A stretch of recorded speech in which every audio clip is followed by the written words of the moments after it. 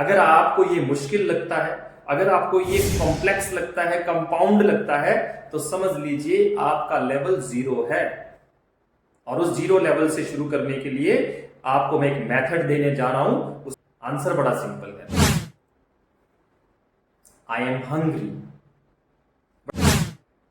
अगर इंग्लिश सीखना आपकी जरूरत है, अगर इंग्लिश सीखना आपका शौक है, अगर इंग्लिश सीखना आपकी मजबूरी है, तो हमारा साथ आपके लिए एक वरदान हो सकता है।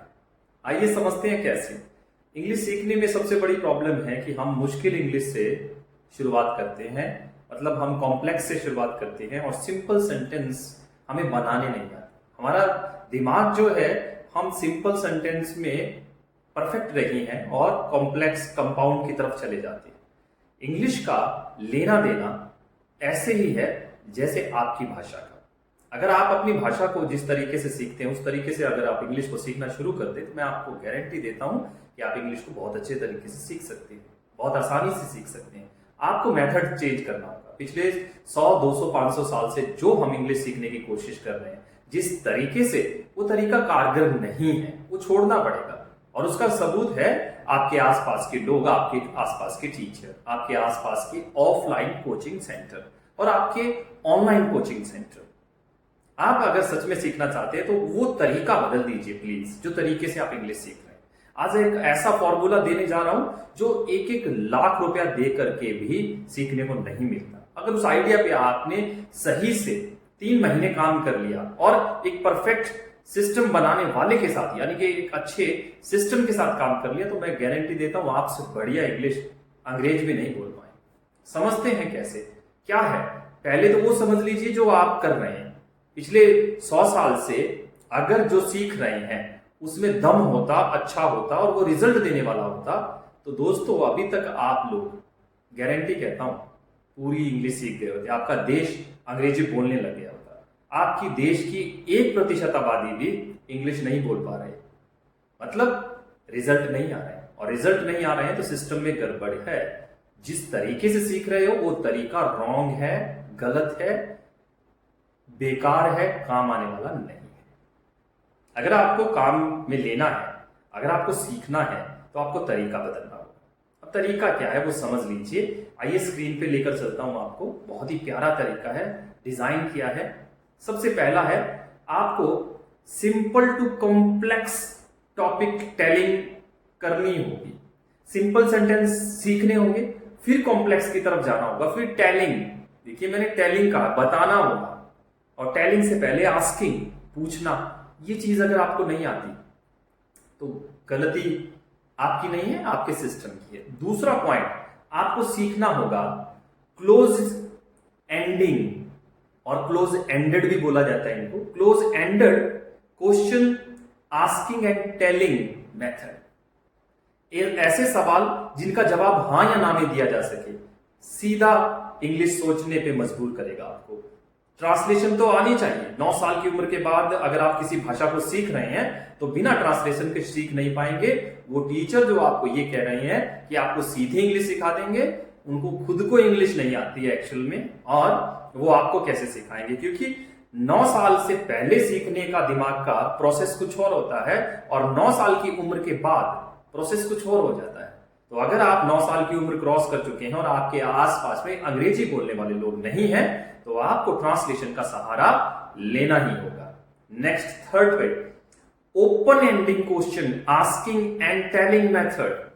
ऐसे सवालों पर पहुंचना है तीसरे नंबर पर, जब आप यस नो से बाहर आकर के सेंटेंस में, सिंपल सेंटेंस में, फिर कंपाउंड में, फिर कॉम्प्लेक्स सेंटेंस में आंसर देना शुरू करें। और यही इंग्लिश है। अगर फ्लुएंट इंग्लिश बोलना चाहते हो तो इन 3 पे काम कर लीजिए। देखिए इंग्लिश आपके लिए बहुत आसान हो जाएगी। अब इन 3 में भी कलर ऐड करने पड़ेंगे आपको। सबसे पहला कलर जो है 3 बॉक्स कलर आपको चाहिए। जैसे आप किसी रेड लाइट पे खड़े हैं और वहां पे 3 कलर होते हैं, रेड, येलो, ग्रीन। तो आप red, yellow, green, know your own language, सबसे पहले रेड जोन में है। अगर आप अपनी भाषा को ही नहीं जानते तो दूसरे की भाषा को क्या सीखेंगे? आपको अपनी भाषा को व्याकरण से समझना होगा, ग्रामर से समझना होगा, फिर दूसरी भाषा की ट्रांसलेशन पर पहुंचना होगा। जैसे ही आप ये करेंगे तो आप येलो जोन में चले जाएंगे। और येलो जोन में क्या करना है देख लीजिए। Learn to translate into English, अपनी भाषा से अंग्रेजी की तरफ मूव करना है। उसके बाद आपने इमिटेट नेटिव स्पीकर्स, जैसे अंग्रेज नेटिव स्पीकर्स बोलते हैं, अंग्रेज अंग्रेजी बोलते हैं, वैसे उनको कॉपी करना है। सिंपल सा ये 3 आइडिया है। आप रेड जोन में हैं, आप येलो जोन में हैं, आप ग्रीन जोन में हैं, इसका फैसला आप कीजिए, किसी से मत पूछिए। अभी मैं आपको बता देता हूं। आज का मेरा टारगेट है कि आपको मैं एक टॉपिक दे रहा हूं, उस टॉपिक को आप पढ़िए और पढ़ने के बाद अपने आप से पूछिए कि इसमें से कितना आप ट्रांसलेट कर सकते हैं, कितना आपको इंग्लिश बोलना आता है। आपके लिए मैं पढ़ रहा हूं, मैं बहुत भूखा हूं, क्या इसको आप ट्रांसलेट कर पा रहे हैं?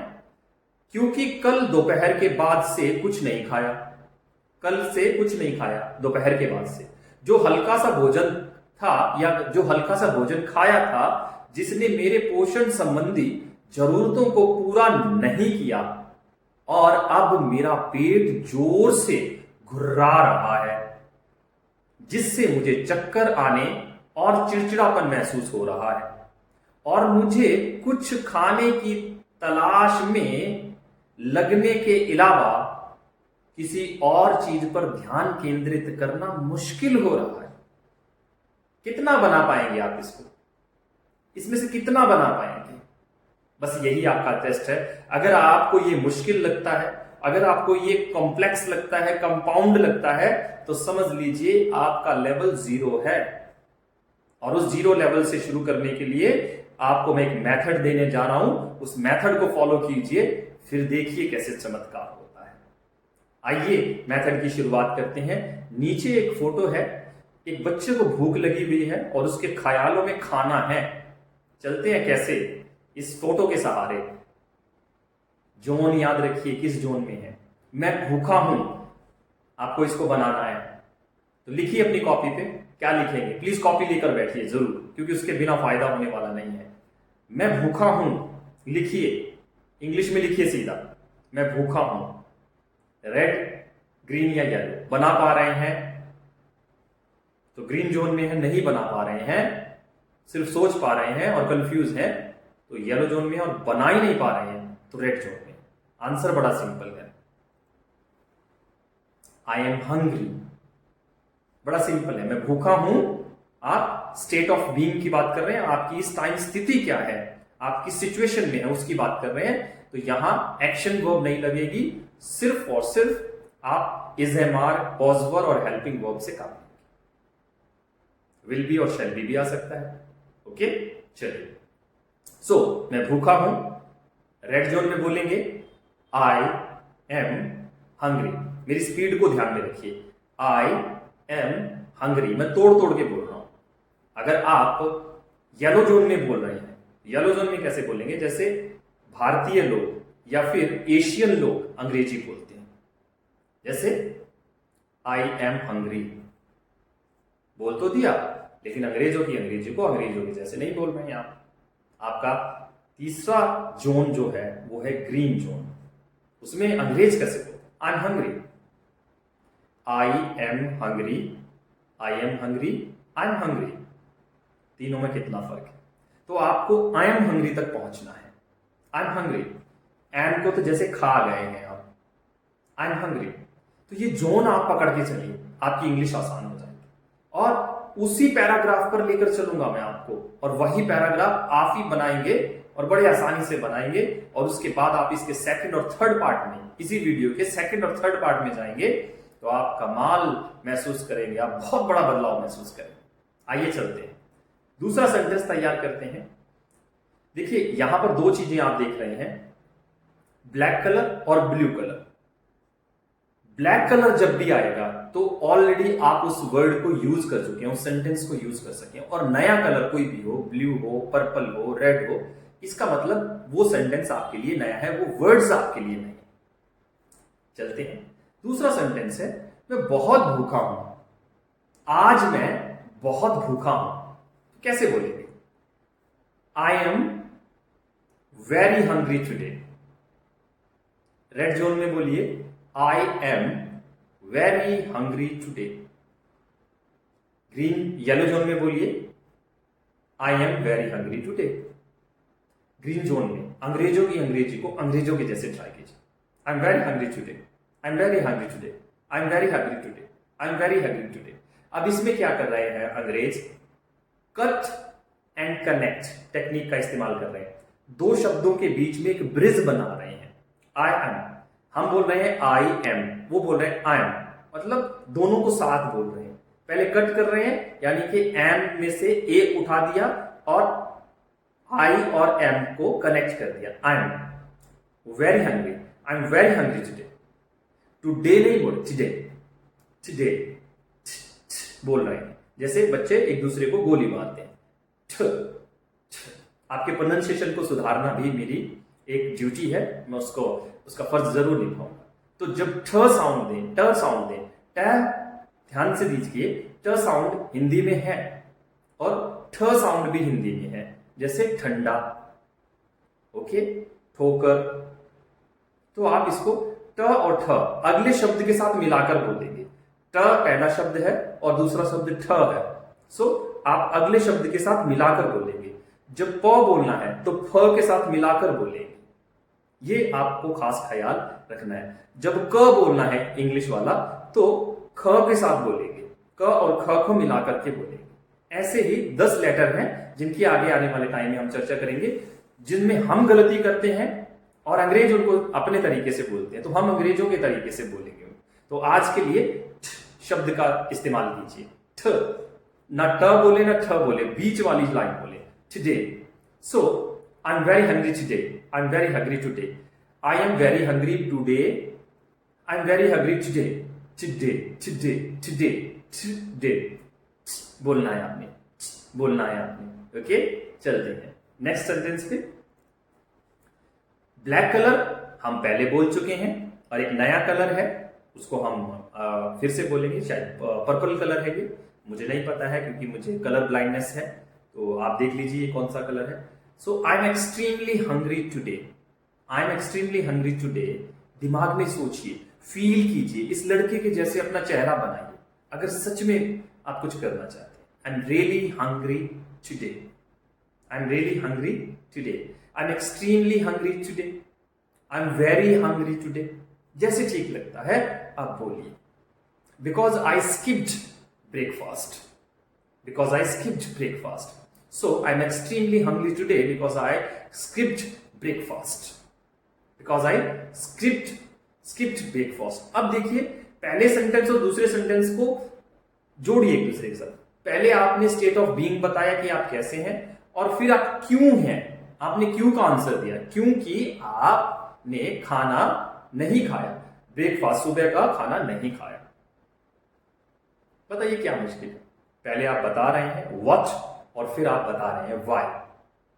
आप क्या हैं? What you are at that time, you are hungry, and because why you are hungry, because I skipped, you skipped your breakfast. आप रेड जोन में बोलिए, I am extremely hungry today because I skipped breakfast. Yellow zone में बोलिए, I am extremely hungry today because I skipped breakfast.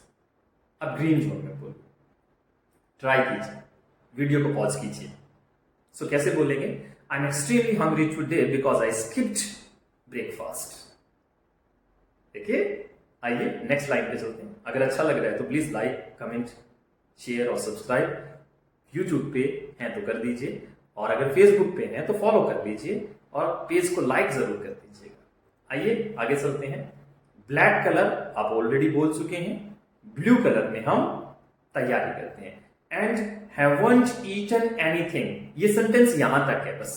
Haven't eaten anything since yesterday's lunch, yesterday's lunch.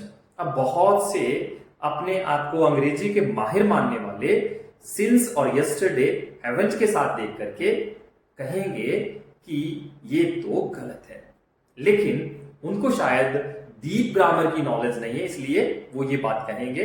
और अगर आपको समझना है कि हमने यस्टरडे के साथ हैवंट क्यों लगाया या हैवंट के साथ यस्टरडे क्यों लगाया है, तो आप हमारी ऐप पे आ जाइए, सवाल पूछिए, सब कुछ बताया जाएगा। लेकिन ये सेंटेंस एकदम सही है। चलिए चलते हैं। So and haven't eaten anything and haven't eaten anything since yesterday's lunch.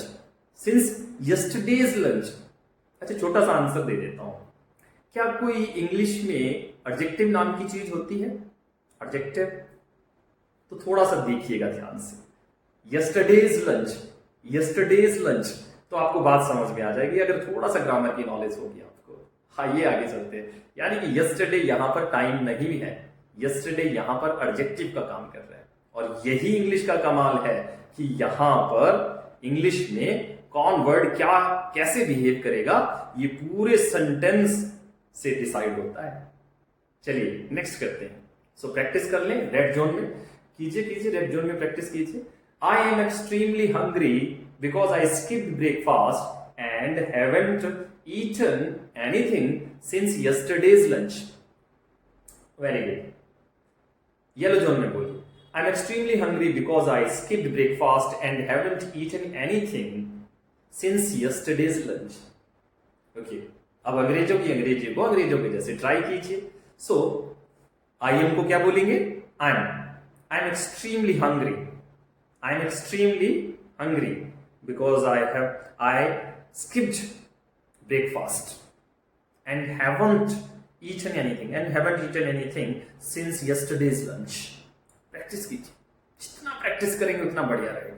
Practice से ही आएगा, बार बार दोहराएंगे, बिना दोहराए बात बनने वाली नहीं है। आइए और आगे चलते हैं, थोड़ा और देख लेते हैं। टीडीएम का फॉर्मूला लगाइए भाई। ये टीडीएम क्या है देखिए, चेक कीजिए टीडीएम क्या है। टीडीएम का मतलब है टेंस। टी से मतलब टेंस, डी से मतलब डिवीजन और एम से मतलब मूड। ये बहुत जरूरी है, इसको सीख लेंगे ना तो किसी टीचर की जरूरत नहीं पड़ेगी। किसी भी सेंटेंस का आपको टेंस भी चेंज करना आना चाहिए, मूड भी चेंज करना आना चाहिए और डिवीजन भी चेंज करना आना चाहिए। जैसे आई एम हंग्री प्रेजेंट है, तो जहां पर इज एम आर हैज और हैव ये 5 हेल्पिंग वर्ब होंगे, लिख लीजिए। इज एम आर हैज और हैव, तो वो प्रेजेंट को प्रेजेंट करते हैं, यानी कि वो प्रेजेंट होते हैं, वो सेंटेंस का टेंस प्रेजेंट होता है। और यही helping verb is am are was verb में चला जाए, हैज हैव हैड में चला जाए तो वो हो जाता है पास्ट। और विल बी और शैल बी आ जाए सेंटेंस में तो वो होते हैं फ्यूचर। सो टोटल आप देख लीजिए, is am are, has have, was verb, had, will और शैल, ये जो हेल्पिंग वर्ब हैं ये अपने अपने तरीके से डिनोट करते हैं किसको? इसको प्रेजेंट, पास्ट और फ्यूचर को। आगे चलते हैं।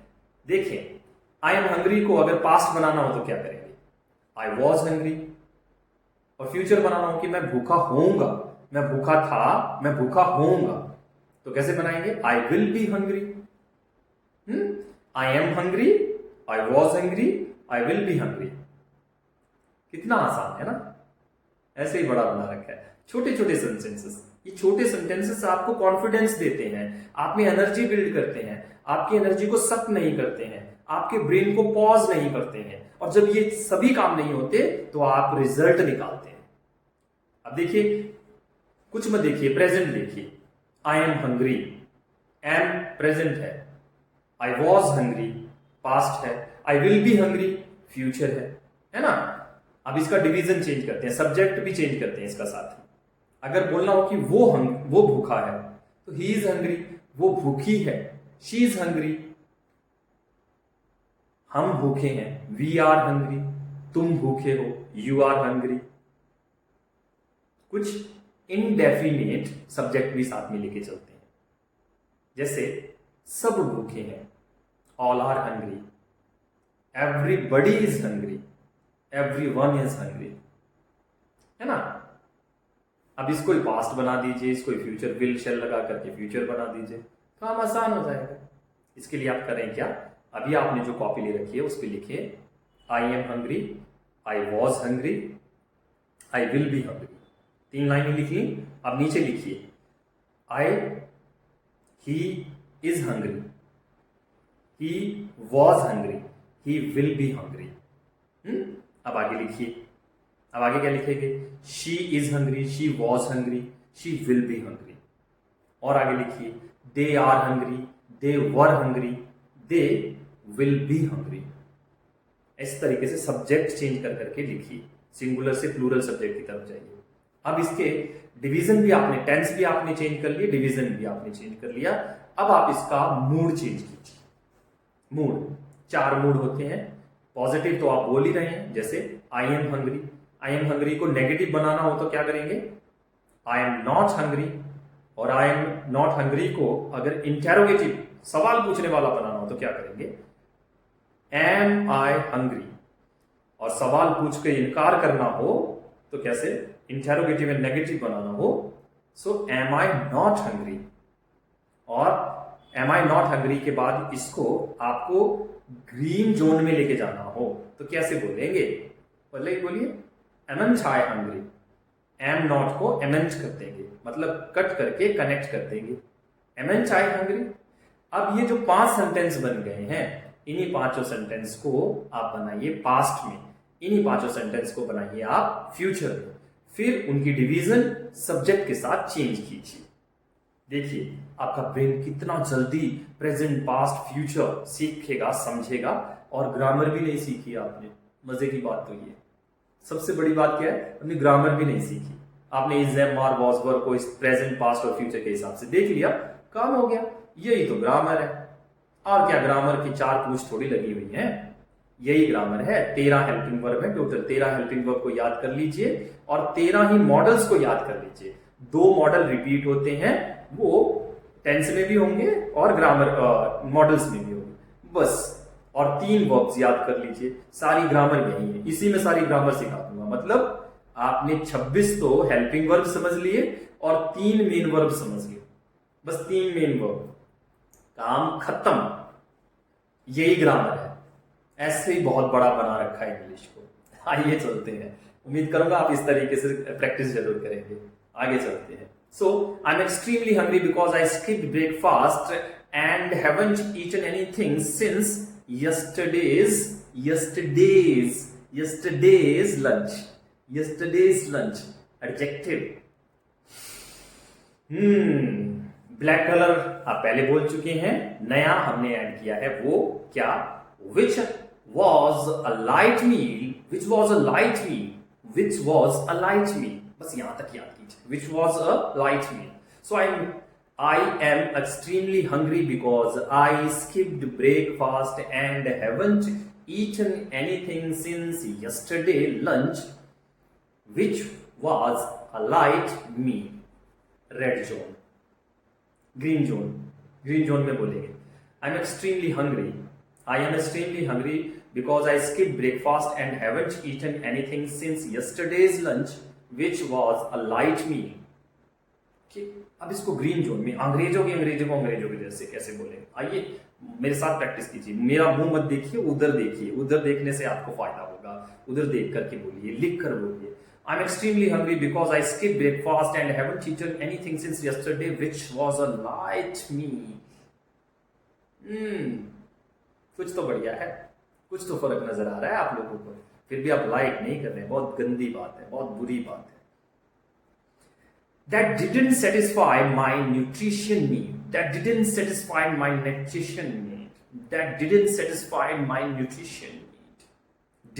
Did not को didn't। Okay, I'm extremely hungry because I skipped breakfast and haven't eaten anything since yesterday's lunch, which was a light meal that didn't satisfy my nutrition needs। बताओ कितना आसान है, ये उसी के साथ है जो पहले हमने हिंदी में सेंटेंस बोला था, ऐसे ही महान बना रखे। अच्छा, अगर आपको महसूस हो रहा है कि आप रेड जोन में हैं तो प्लीज यार कुछ मत करो, बस इतना सा काम कर लो, इसको बार बार प्रैक्टिस कर लो, कल्पना करो इसकी, इमेजिन करो एक सेंटेंस को। आई एम हंग्री महसूस करो ना यार, जब तक फील नहीं करोगे ना इंग्लिश बाहर नहीं आएगी। बिना फीलिंग के तो गाली भी बाहर नहीं आती है। बताइए, गाली आपको किसी ने सिखाई, इमोशन के साथ जुड़ी हुई है आपके, तो आपको गाली आ रही है। आपने गाली के लिए कोई स्कूल अटेंड किया नहीं किया ना, फिर भी आप गाली अच्छे से बोल पाते हैं और बहुत ऊंचे स्वर में बोलते हैं भाई जब जरूरत पड़ती है आपको। बस ध्यान रखिए कि गाली निकालने का है वो खास ख्याल, आपको उसकी ट्रेनिंग लेने की जरूरत है, गालियों की ट्रेनिंग लेने की जरूरत नहीं। सेम एज इट इज, आपकी इमोशन के साथ जोड़िए इसको, बॉडी के साथ जोड़िए, महसूस कीजिए वो लड़का जैसे महसूस कर रहा है। देखिए तो सही बेचारे को, कैसे चेहरे पे आंखें देखिए, उसके आईब्रोज देखिए, उसके हाथ देखिए, उसका उसका उसका उदास चेहरा देखिए, उसके होंठ देखिए, समझ आ जाएगा कि मैं क्या कहना चाह रहा हूं। आइए चलते हैं। I am extremely hungry because I skip breakfast and haven't eaten anything since yesterday's lunch which was a light meal that didn't satisfy my nutrition value. थोड़ा सा मस्ती में बोलिए, भूल जाइए जो आपके आसपास लोग बैठे हुए, प्लीज उनको छोड़ दीजिए, क्योंकि वो आपकी हेल्प नहीं करने वाले। मैं आपके घर पे आ गया हूं आपकी मदद करने के लिए, आपको कंपनी देने के लिए, तो मेरी बात तो मानिए यार, इतना तो कीजिए, इतना तो करना ही पड़ेगा आपको। चलिए फिर से करते हैं। I am extremely hungry because I skipped breakfast and haven't eaten anything since yesterday's lunch, which was a light meal. अब देखिए which was को पास समझ लीजिए यहाँ पर, which was light meal that didn't satisfy my nutrition value. यहाँ पर आप देखिए। चलिए आगे चलते हैं। टीडीएम यहां भी लगाइए, अगर एम लगा है तो उसको was कर दीजिए, will भी कर दीजिए, did लगा है तो इसको विल कर दीजिए, ओके, वॉज लगा है तो इसको विल या फिर विल बी या इज एमआर में कर दीजिए, आपकी मर्जी है। आगे चलते हैं। ब्लैक कलर आप ऑलरेडी बोल चुके हैं, ब्लू कलर आप मेरे साथ प्रैक्टिस कीजिए। And now my stomach is growling audibly, growling audibly, गुड़गुड़ाहट होना, वहां पे पढ़ा था ना, नहीं पढ़ा था, पढ़ा था, फिर से बैक करके देख लीजिए, वहीं पे पढ़ा था। आवाज आ रही है, गुर्राहट आ रही है, ग्रोलिंग ऑडिबली, ए के साथ यू, ओ की आवाज देता है, तो यहां ऑडिबली नहीं बोलेंगे, ऑडिबली बोलेंगे। ए और यू जब साथ में हो तो यू और ए और यू मिलकर ओ की आवाज देते हैं, audibly. And now my stomach is growling ऑडिबली।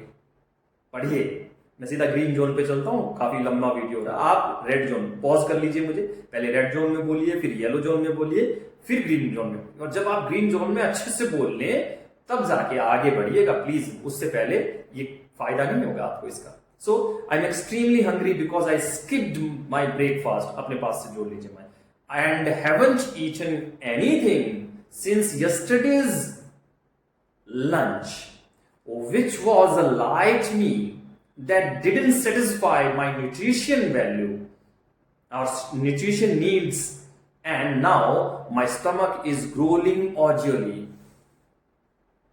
देखिए, चलिए आगे बढ़ते हैं, प्रैक्टिस कर लीजिए, पॉज कीजिए मुझे, देखिए आपका जोन कौन सा है, रेड जोन में है, येलो जोन में है या ग्रीन जोन में है। अगर रेड जोन में है तो आगे मत बढ़िए, रुक जाइए, अगर येलो जोन में है तब भी आगे मत बढ़िए, जब तक आप ग्रीन जोन में नहीं आ जाते तब तक आगे नहीं बढ़ना है, यहीं छोड़ दीजिए, कल देख लीजिएगा, सेव कर लीजिए वीडियो को, टीडीएम लगा दीजिएगा वहां पे। सॉरी मैं भूल गया बताना आपको, तो फिर से, causing me to feel light headed and irritable, light headed feel होना, महसूस होना, चक्कर महसूस होना, एंड इरिटेटेड ईर्ष्या, जलन तो नहीं कह सकते, मतलब खिज आना, मतलब गुस्सा आना, इरिटेट हो जाना, मतलब एक अजीब सा एक अंदर से खिंच जाती है ना। अब उसका हिंदी वर्ड क्या है भाई, मैं पंजाबी बन रहा हूँ तो मुझे हिंदी प्रॉपर आती नहीं है, कोशिश कर रहा हूँ आप लोगों के साथ बोलने की, तो पंजाबी में तो उसको खिंच कहते हैं भाई, अब आप पता नहीं क्या कहते हैं, खींच कहते हैं शायद